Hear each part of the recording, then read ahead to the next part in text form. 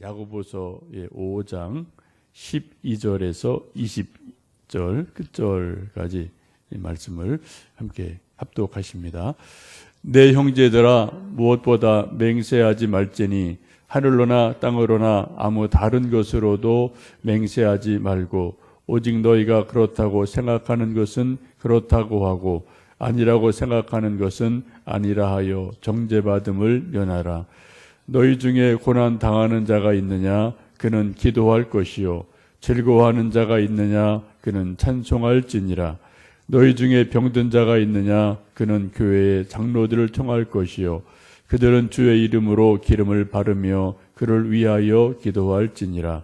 믿음의 기도는 병든 자를 구원하리니 주께서 그를 일으키시리라. 혹시 죄를 범하였을지라도 사하심을 받으리라. 그러므로 너희 죄를 서로 고백하며 병이 낫기를 위하여 서로 기도하라. 의인의 간구는 역사하는 힘이 큼이니라. 엘리야는 우리와 성정이 같은 사람이로되 그가 비가 오지 않기를 간절히 기도한즉 3년 6개월 동안 땅에 비가 오지 아니하고 다시 기도하니 하늘이 비를 주고 땅이 열매를 맺었느니라. 내 형제들아 너희 중에 미혹되어 진리를 떠난 자를 누가 돌아서게 하면 너희가 알 것은 죄인을 미혹된 길에서 돌아서게 하는 자가 그의 영혼을 사망에서 구원할 것이며 허다한 죄를 덮을 것임이라. 아멘. 예, 오늘로 이제 또 야고보서 마지막 장을 읽게 됩니다. 내일이 성탄일이고 이제 11시에 크리스마스 성탄 예배가 있습니다. 근데 내일 또 새벽 기도회는 내일 그대로 하도록 하겠습니다. 여러분 옛날 크리스마스 때 새벽송 돌던 이제 그런 또 추억도 있으실 터인데 요즘 새벽송을 돌지는 못하지만 우리 함께 이 시간 또 내일 새벽에 모이셔서 성탄 찬송 부르고 또 새벽을 깨우는 마음으로 이제 내일도 하겠으니 이렇게 좀 함께 동참해 주시면 좋겠습니다. 우리가 탄광이라는 데를 이제 가끔 가볼 때가 있고요. 요즘 거의 다 탄광이 이제 폐광이 돼서 태백이나 장성이나 이런 데를 가봐도 이제 거의 사람들이 다 빠져나가고요. 좀 축소되는 것을 볼 수 있습니다. 어쨌든 석탄을 캐려면 탄광이라는 갱도를 만들고 터널을 만들어야지 캘 수가 있고요. 또 금을 얻기 위해서도 금광을 개발해서 갱도를 만들어야지 또 금을 캘 수가 있고 구리도 역시 마찬가지죠. 노천에 있지 않는 한은 산이나 땅을 깊이 파고 들어가서 땅 속에 숨겨져 있는 탄광, 금, 구리, 여러 가지 철 이런 것들을 우리가 얻게 됩니다. 그 수고가 아주 많은 것을 우리가 상상을 충분히 할 수가 있고요. 우리 또 옛날 60년대, 70년대 우리 소독에 이제 간 우리 선배들이 이제 방산에서 수고하고 했었던 것을 영화로 만들어내기도 하고 그런 일들 우리가 대략 짐작할 수가 있습니다. 이 광산을 만들고 갱도를 파고 터널을 만드는 과정은 아주 단순한 작업이고요. 위험한 작업이고요. 또 아주 지리한 그러한 일임에 틀림이 없습니다. 이런 갱도, 터널을 만들지 않고는 결코 그 땅 속에 숨어 있는 금, 은, 석탄을 결코 캘 수가 없습니다. 우리가 기도도 바로 그런 것 같아요. 기도는 아주 단순한 일이죠. 거의 비슷해요. 기도하는 어떤 스타일이나 기도하는 어떤 내용이나 거의 저나 여러분 거의 비슷합니다. 근데 기도라는 그러한 어떤 갱도, 터널을 우리가 계속해서 캐지 않고 그런 것을 하지 않는다면 결코 하나님 안에 감추어 있는 귀한 영적 보화들을 우리가 얻을 수가 없음을 보게 됩니다. 그냥 아무런 수고 없이 그냥 얻을 수 있는 것은 아니기 때문입니다. 성경의 위인들을 보면 몇 가지 공통점이 있는데 그 중에 하나는 거의 모든 분들이 기도에 열심히 있는 사람들이었다는 것을 보게 됩니다. 아브람도 기도의 사람이었고요. 이삭도 광야에서 묵상 기도하다가 리브가를 만나서 결혼을 하는 것을 봅니다. 또 야곱도 보면 창세기 28장에 돌베개 베고 잠을 자다가 하늘사다리 꿈을 꾸고 기도에 대한 영감을 크게 얻습니다. 32장에 보시면 약복강의 기도가 소개되면서 약복강이 홀로 남아져 있을 때 하나님과 씨름하며 기도하다가 자기 인생에 20년간 그렇게 고민하던 형과의 갈등, 이런 문제가 해결이 되고 또 하나님의 은총받는 모습을 보게 됩니다. 모세도 2번이나 40일씩 시내산에 올라가서 금식하며 하나님 앞에 기도한 것을 봅니다. 우리 주님 예수님께서도 새벽 미명에 혹은 밤에 혹은 홀로 혹은 세 제자를 데리고 기도를 하셨음을 복음서에서 보게 됩니다. 특별히 십자가를 앞에 두고 겟세마네에서 눈물로 기도하셨음을 보게 됩니다. 오늘 야고보서 마지막 결론 부분에 야고보 사도가 강조하는 것이 바로 기도에 대해서 강조를 하죠. 우리 한번 13절, 14절 말씀을 읽어보십니다. 너희 중에 고난 당하는 자가 있느냐? 그는 기도할 것이요. 즐거워하는 자가 있느냐? 그는 찬송할지니라. 너희 중에 병든 자가 있느냐? 그는 교회 장로들을 청할 것이요. 그들은 주의 이름으로 기름을 바르며 그를 위하여 기도할지니라. 우리가 인생을 살다 보면 두 가지가 다 가능합니다. 고난 당할 때가 있고 즐거울 때가 있습니다. 즐거울 때는 크게 문제가 없죠. 그냥 즐거워하고 기뻐하고 잔치하고 웃으면 돼요. 그래서 13절 야고보서 5장 13절 말씀에도 즐거워하는 자가 있느냐? 그는 찬송해라. 노래하고 즐거워해라. 행복한 시간을 가져라. 라고 말씀을 합니다. 근데 문제는 우리가 이제 고난을 당할 때 우리의 인생에 있는 문제가 있죠. 그때 고난 당할 때 어떻게 해요? 고난 당하는 자가 있느냐? 그는 기도하라. 라고 말씀을 합니다. 고난을 이겨내는 유일한 길은 다른 방법이 없는 것 같아요. 그냥 기도가 되든 안 되든, 기도가 잘 되든 안 되든 계속해서 기도하는 것밖에 없는 것 같아요. 저도 나름대로 개인적으로 이런저런 고난의 시간을 가진 것이 몇 번 있었는데요. 그때는 정말 다른 수가 없더라고요. 그냥 기도하고 하나님께서 이 고난을 이길 힘을 주시기를 기도하고 또 고난이 언젠가는 분명히 끝나는 게 분명히 시점이 있으니까 그 고난이 끝날 때까지 제가 주저앉지 않고 포기하지 않고 낙심하지 않고 그리고 끝까지 어떤 인내하며 기도해서 하나님이 고난 끝에서 주실 은총, 뭔가 선물, 은혜가 분명히 있으니까 그것을 주시기까지 믿음으로 소망하고 그냥 눈물로 기도하고 인내하며 기도하는 것, 이거 외에는 다른 방법이 없는 것 같습니다.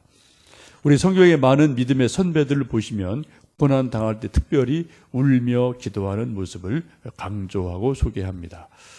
하갈도 집에서 쫓겨났을 때 광야에서 아들 이스마엘과 방성대곡하며 기도했다라고 성경은 말씀을 합니다. 한나도 아기를 갖지 못해서 분이나로부터 여러 가지 시기 질투 혹은 여러 가지 싫은 소리를 들을 때 억울함이 가슴에 가득했을 때 근데 실로에 가서 눈물로 통곡하며 기도하는 모습을 우리는 사무엘서에서 볼 수가 있습니다. 히브리서 5장 7절 말씀 보시면 예수님을 이렇게 또 설명을 합니다. 그는 육체에 계실 때에 자기를 죽음에서 능히 구원하실 이에게 심한 통곡과 눈물로 간구와 소원을 올렸고 그의 경건하심으로 말미암아 들으심을 얻었느니라. 예수님께서 겟세마네에서 기도하실 때 그 기도하는 모습을 히브리서는 심한 통곡과 눈물로 기도하셨다라고 예수님도 눈물로 기도하셨음을 성경은 말씀을 하고 있습니다. 여러분 혹시 인생에 고난을 당하는 일이 있으십니까? 우리가 살다 보면 다 고난이 있어요. 그죠? 즐거울 때도 있고요. 낮과 밤이 같이 계속 있는 것처럼 우리 모든 인생에는 화난 면, 즐거운 면, 행복한 일, 어두운 밤, 고난, 힘든 얘기 다 있거든요. 우리가 그런 일이 있을 때 즐거울 때는 찬송 부르는 것, 고난 당할 때는 끊임없이 기도하는 것이 필요한 일인 줄 압니다. 전도서 7장에도 솔로몬이 그러한 비슷한 말씀을 하죠. 형통할 때는 즐거워해라. 또 곤고할 때는 뒤를 돌아보아라. 하나님이 이 두 가지를 우리에게 병행하셔서 같이 주셔서 우리 사람들로 하여금 더 겸손하게 만드신다. 그런 것을 말씀을 보게 됩니다. 또 병든 사람을 위해서는 이제 장로를 초대해서 기름을 바르며 기도하라고 말씀을 합니다. 우리 야고보 5장 14절, 15절 말씀, 14절, 15절 말씀 읽습니다. 너희 중에 병든 자가 있느냐? 그는 교회 장로들을 청할 것이요. 그들은 주의 이름으로 기름을 바르며 그들을 위하여 기도할지니라. 믿음의 기도는 병든 자를 구원하리니 주께서 그를 일으키시리라. 혹시 죄를 범하였을지라도 사하심을 받으리라 라고 말씀합니다. 병이 들었을 때 그때 우리가 장로들, 기도하는 분들을 청해서 같이 예수님 이름으로 기름 바르며 기도해라 라고 말씀을 합니다. 여기 기름은 두 가지 의미가 있는데요. 말 그대로 기름입니다. 이제 이쪽 이스라엘 전통을 보면은 올리브 기름을 말하죠. 올리브 기름을 그 상처에 바르고 또 동시에 기도를 해라라고 말씀을 합니다. 구약 시대나 또 예수님 시대도 보면은 이 올리브 기름을 일종의 약으로 사용한 그러한 예들이 아주 많이 기록되어 있습니다. 누가복음 10장에 보시면 이제 선한 사마리아인의 비유 말씀이 있는데 거기도 보시면 예수님께서 그 선한 사마리아인이 상처 입은 그 사람을 어떻게 해요? 기름과 포도주로 발라서 상처를 치료하고 그리고 또 그 다음에 집으로 데려가서 계속 치료하고 부탁하는 것을 볼 수가 있거든요. 이 말씀은 요즘 우리에게 적용한다면 약을 먹고 또 병원에 갈 일이 있으면 병원에 가고 또 그리고 하나님께 기도해야 된다라고 보시면 되겠습니다. 이제 가끔 우리가 자칫 잘못 생각하시면 우리가 당연히 몸이 아프고 여기저기 좀 탈이 나면은 병원에 가셔서 진찰 받고 처방 받고 필요하면 수술도 하셔야 되고 이러면서 동시에도 기도를 하셔야 되는데 어떤 분은 오직 믿음으로라고 이제 병원에 가는 걸 거부하는 분들이 가끔 있고요. 또 어떤 이제 뭐 이단에서는 수혈을 거부하는 교리적으로 그런 또 이단도 있기도 하죠. 근데 성경은요 꼭 그렇게 말씀하지 않으셔요. 기름을 바르고 또 기도를 해라라고 말씀합니다. 하나님이 우리에게 의사를 주시고 약을 주신 것도 하나님의 선물입니다. 우리가 잘 아는 것처럼 사도 바울이 정말로 큰 몸에 질병이 있었지만 하나님이 그 질병을 고쳐주지 않으시고 어떻게 해요? 대신 의사 누가를 붙여주셨잖아요. 그래서 세 차례 전도 여행하는데 큰 도움을 얻도록 하신 것을 보면은 우리가 뭐 오직 믿음으로 이것도 우리가 좀 잘 생각해야 될 부분이 있어서요. 오늘 말씀 보시면 분명히 기름을 바르며 또 기도를 하라라고 말씀하고 있습니다.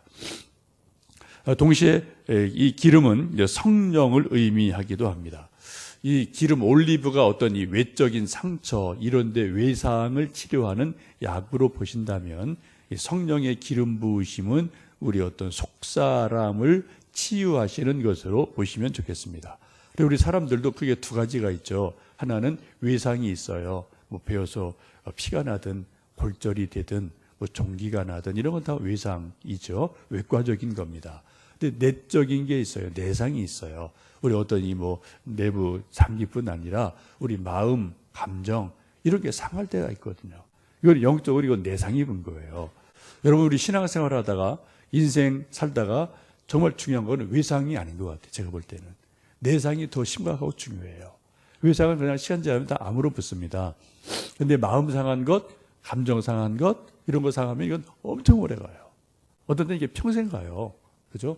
죽을 때까지 그 가져가는 분이 있거든요.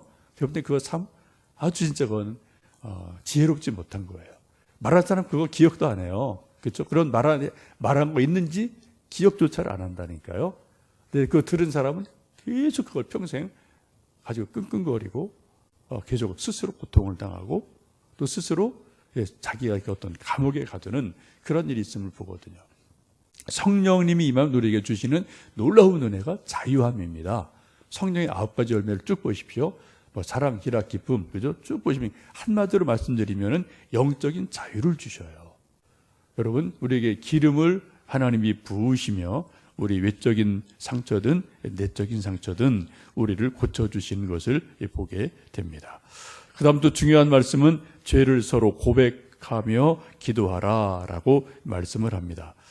아마 어쩌면 우리의 기도해야 될 가장 중요한 기도 중에 하나는 죄 용서함을 위한 기도, 혹은 죄를 또 용서하기 위한 기도, 이 죄에 관련된 기도가 아주 중요한 기도의 내용임을 보게 됩니다.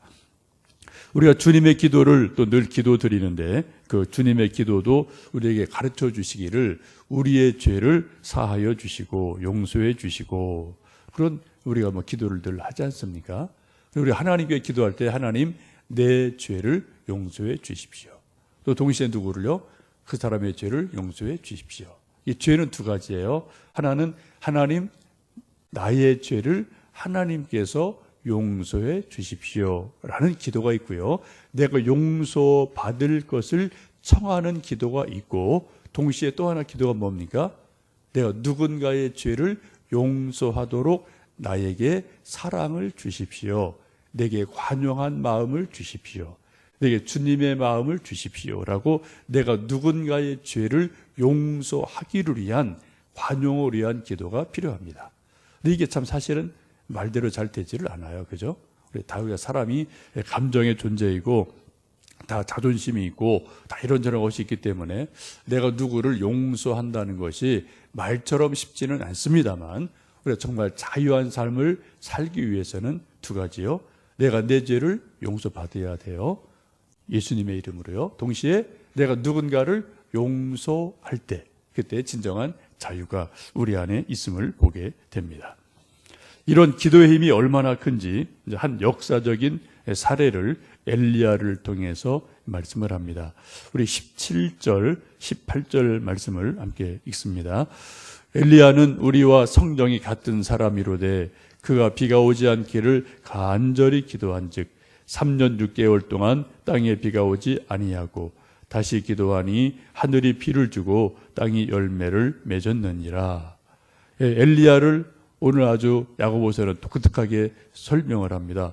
엘리야가 어떤 분이냐?